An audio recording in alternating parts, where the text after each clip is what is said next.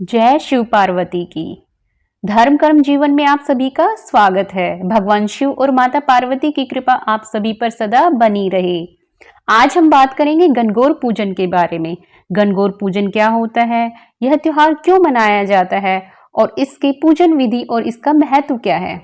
तो चलिए आगे बढ़े और हम जाने गणगौर पूजन के बारे में। उससे पहले अगर अभी तक आपने चैनल को सब्सक्राइब नहीं किया है तो चैनल को सब्सक्राइब कीजिए और नोटिफिकेशन बेल को दबाना बिल्कुल मत भूलिएगा। तो चलिए बात करते हैं गणगौर पूजन के बारे में। गणगौर शब्द दो शब्दों से मिलकर बना है, गण और गौर। गण का तात्पर्य है शिव और गौर का अर्थ है गौरी अर्थात माता पार्वती। गणगौर पूजन में माता पार्वती और भगवान शिव की पूजा आराधना की जाती है।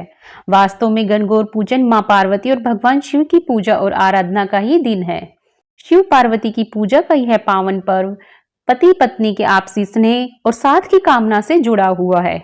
इसे शिव और गौरी की आराधना का मंगल उत्सव भी कहा जाता है। प्रत्येक वर्ष के चैत्र माह की शुक्ल पक्ष की तृतीया तिथि को गणगौर तीज मनाई जाती है। इस दिन सुहागिन महिलाएं सौभाग्यवती की कामना के लिए गणगौर माता यानी माता गौरा की पूजा करती हैं। साल 2024 में गणगौर पूजन 11 अप्रैल 2024 बृहस्पतिवार को है। चैत्र माह की शुक्ल पक्ष की तृतीया तिथि का प्रारंभ 10 अप्रैल को शाम 5:32 से हो और तृतीया तिथि का समापन 11 अप्रैल बृहस्पतिवार को दोपहर 3 बजे होगा। इस प्रकार उदय तिथि के अनुसार 11 अप्रैल 2024 को ही गणगौर पूजन किया जा रहा है। गणगौर पूजा का शुभ मुहूर्त सूर्योदय के समय है, यानी सुबह 6:30 से लेकर सुबह 8:24 तक 11 अप्रैल को गणगौर पूजा का समय है। यदि किसी कारणवश यह शुभ मुहूर्त चूक जाता है तो 11 अप्रैल को 3 बजे से पहले गणगौर पूजन की विधि संपन्न कर लेनी चाहिए। अब हम बात कर लेते हैं गणगौर पूजन की विधि के बारे में। गणगौर पूजन में भगवान शिव और माता पार्वती की पूजा की जाती है। गणगौर का पूजन प्रकृति और स्त्री के उस मेल को बताता है जो जीवन को सृजन और उत्सव की उमंगों से जोड़ती है। यह त्योहार वसंत और फाल्गुन की ऋतु में श्रृंगारित धरती और माटी की सुगंधि से परिपूर्ण होता है। गणगौर पूजन के लिए कुंवारी कन्याएं व विवाहित स्त्रियां ताजा जल लोटों में भरकर उसमें हरी हरी दूब और फूल सजाकर सिर पर रखकर गणगौर के गीत गाती हुई घर आती हैं।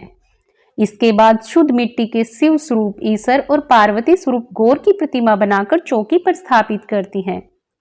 शिव गौरी को सुंदर वस्त्र पहनाकर संपूर्ण सुहागन की वस्तुएं अर्पित करके चंदन, अक्षत, धूप, दीप, दूब व पुष्प से उनकी पूजा अर्चना की जाती है। सौभाग्य की कामना लिए दीवार पर 16 बिंदियां, रोली, मेहंदी व काजल की लगाई जाती है।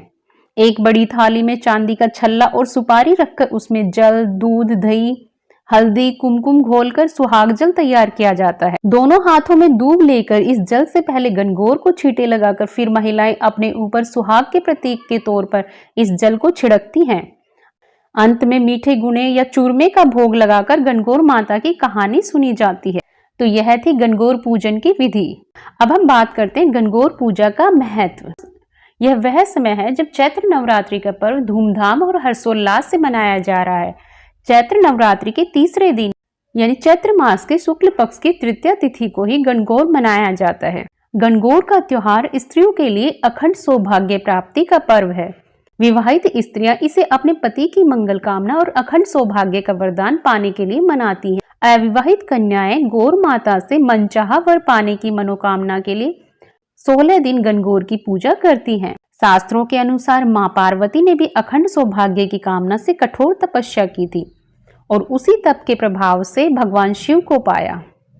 इस दिन भगवान शिव ने माता पार्वती को तथा पार्वती जी ने समस्त स्त्री जाति को सौभाग्य का वरदान दिया था।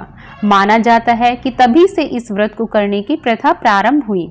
वैसे तो गणगौर का त्योहार चैत्र महीने की शुक्ल पक्ष की तीज को मनाया जाता है, लेकिन यह त्योहार होली के दूसरे दिन से ही शुरू हो जाता है, जो कि 16 दिनों तक मनाया जाता है। माना जाता है कि गणगौर अपने पीहर आती हैं और फिर पीछे पीछे ईसर उन्हें लिवाने आते हैं और आखिर में चैत्र शुक्ल द्वितीया व तृतीया को गणगौर को अपने ससुराल के लिए विदा किया जाता है। तो यह थी गणगौर पूजन की तिथि, शुभ मुहूर्त, पूजन विधि व महत्व के बारे में संपूर्ण जानकारी। आपको ये जानकारी कैसी लगी कमेंट बॉक्स में कमेंट करके जरूर बताइएगा और अगर जानकारी अच्छी लगी है तो वीडियो को लाइक कीजिए, शेयर कीजिए और चैनल को सब्सक्राइब करना बिल्कुल मत भूलिएगा। धन्यवाद।